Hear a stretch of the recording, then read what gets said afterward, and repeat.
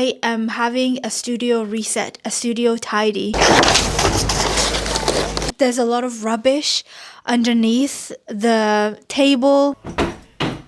Oh no, it's so dirty. Hello, my name is Win and I'm an artist. I quit my job at the start of this year to pursue my dream of becoming a professional artist. This channel is my artist reinvention diaries of sort, and I share with you the journeys, the highs and lows and everything in between. So join me on this journey. This week I am having a studio reset, a studio tidy, because I've just finished the first 6 months of my art program that I'm taking for a whole year. And to celebrate, I will be going on a little break for a week. And before I do, I thought what better way to do a reset and just let all of the emotions and feelings of these experiences from the past 6 months sink in as I do this tidy up. So before we begin, I thought it would be very, very useful to show you the current state of the studio. So let's begin. So this corner is where I do my work, and there's not really much to tidy besides cleaning this easel because it's very dirty. And I also have some sketches, lots of them, that are lying around, and I basically need to sort it out into this little storage container. This is where I think some of the messiness is. I mean, I have a lot of things, so it's not like, you know, I can make it perfect, but there's a lot of rubbish underneath the table. This just needs a little bit of a refresh and tidy. We also feed our cat in this room because if you've watched my oh no, it's so dirty. If you watched my studio tour, then you will know that this room is part studio, part living room, and part cat feeding station. So here we are. I'm gonna basically wash her plates and make it look nice and tidy. We need to hoover because when she eats, like, she just had so much food that she spurts out from her mouth and it's everywhere, so that needs to be cleaned up. Where we sit is also really messy, but you're seeing the raw versions of it, and I think that's important. All the blankets, all the tech stuff that are out, paintings that I've done that are drying, that needs to be put away. And that's our cat sleeping. And last but not least, the desk itself where I do a lot of the editing, that needs some tidy. So I have like lots of pencils and things like that underneath here. I've got a lot of sketches that are here that really needs a good fixing and tidy away. So that's what we're working with, and let's get started.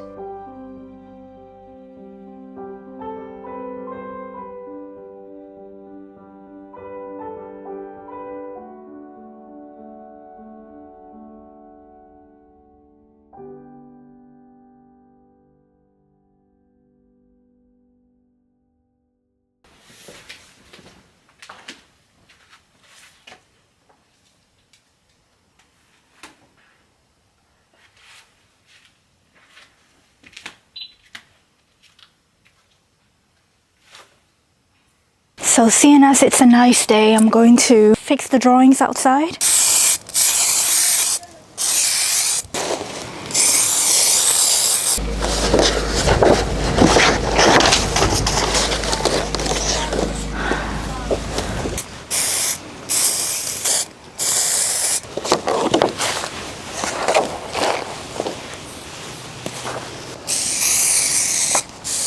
So whilst we're here, I wanted to share this particular sketch with you.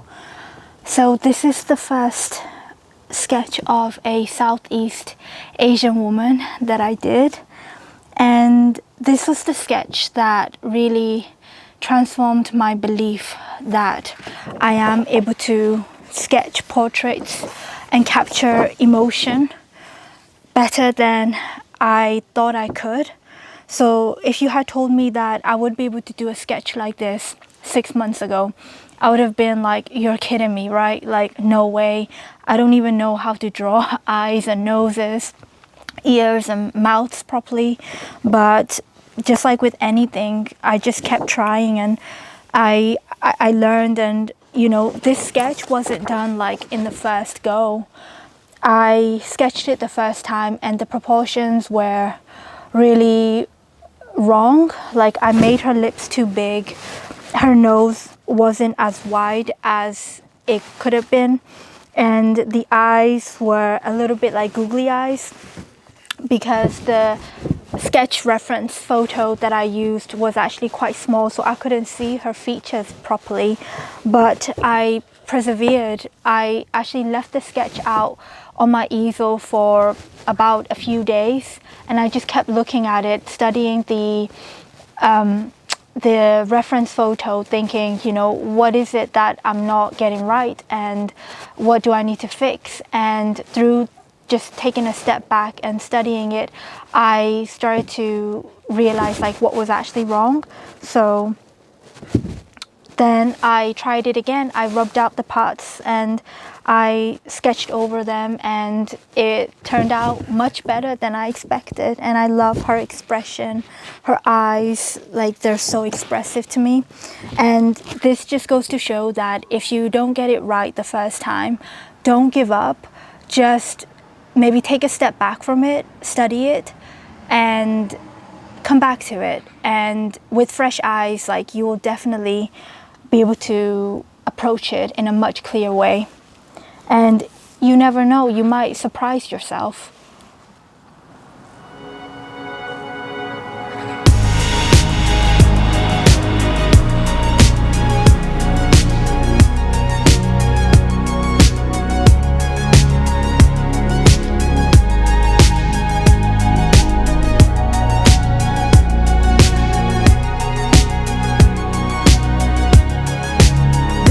For the next time that somebody tells a lie, disrespecting my boundaries, acting like they don't care about me, yeah. Call it out really early, let them know that they just can't hurt me, and pretend like it just didn't happen. Know that if I catch you lacking, keep them moving. I'm not gonna be somebody's backup plan, telling you not asking, don't do that again. Go ahead and leave, but don't come back from it. Listen to me carefully, I'm adamant. Say it with my chest, no, I'm passionate. Waving goodbye while I'm laughing, behaving like a baby. So I'm about to have my lunch break, and to make good use of time, I'm going to put the names of the colors of the color swatches that I've done in these 2 sheets. Pro tip, if you have paints left over from your painting session, and I wish I did it earlier, but it's only recently that I figured out a way to use it up but also use it as part of my practice. And what I started to do is to create the color swatches. So I have like the 2 colors that I use to make a color, and that's sort of how I've developed each row. And so far, I've been really enjoying doing this, because what happens is it gets me outside of this fear mode. The objective of this exercise basically is to get myself used to working with oil paint, mixing the colors, even if the color mixing is quite horrible or it's not perfect. That's not the point. The point is just to have this motion of grabbing the brush, grabbing a color, mixing with another color, and putting it on paper to see what comes out. And what I've started to realize is it's starting to change the way I approach oil paintings in general. I'm less afraid of them. I've become more familiar with the colors, and I've become more familiar with the act of mixing paint. And these are like such a small, tiny thing to do. And when I think about, you know, learning to paint or learning to draw, these are the sorts of things that I wouldn't normally think about would make a huge difference, but it does. And it's these tiny little actions that is helping me feel a lot more confident in this new painting medium. So if you are using a new medium of some sort, I highly recommend it. Just grab even like an old piece of paper and use up the remaining colors that you have just to do very, very weird shapes and colors. And who knows, maybe something will come out of it. So this is the time of the afternoon where things get a little bit messy because I have just done a little bit of an abstract study here, and the place is still as messy as it was. The only thing I've done properly is to store my sketches and paintings. So I'm gonna now like limit myself to like an hour and a half, and just work area by area, starting to tidy, wipe surfaces, clean, put things away, etc., etc. So let's go.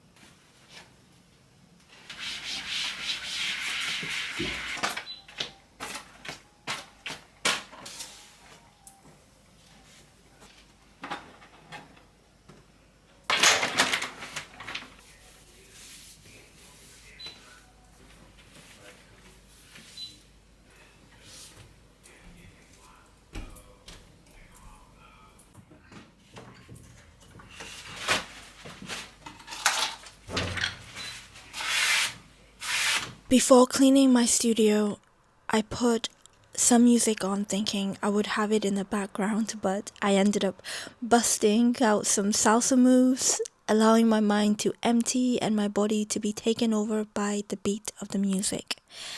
It felt like a personal celebration. We celebrate birthdays, weddings, and other key rites of passages like graduation. Yet we sometimes miss out on celebrating the little moments to acknowledge how far we've come. I never used to romanticize little milestones until I quit my job and I chose to create my own path. And because this journey means so much and it's so personal, I've really learned to put my own well-being first. That means taking breaks, that means celebrating even the little milestones of personal achievement, like completing the first 6 months of my art program. And it also means cleaning my space.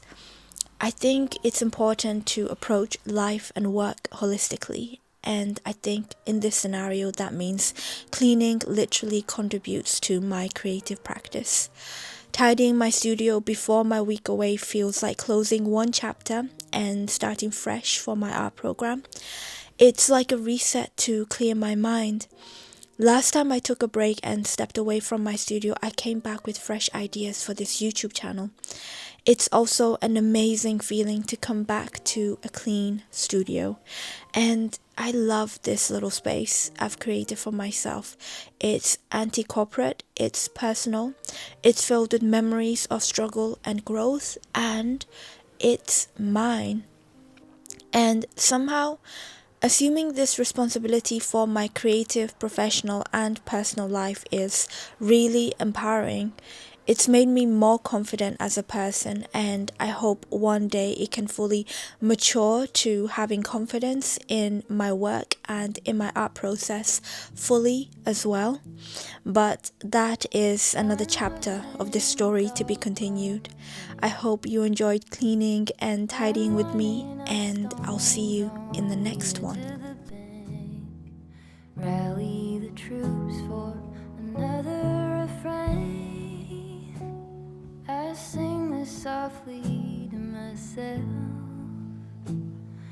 sing this softly.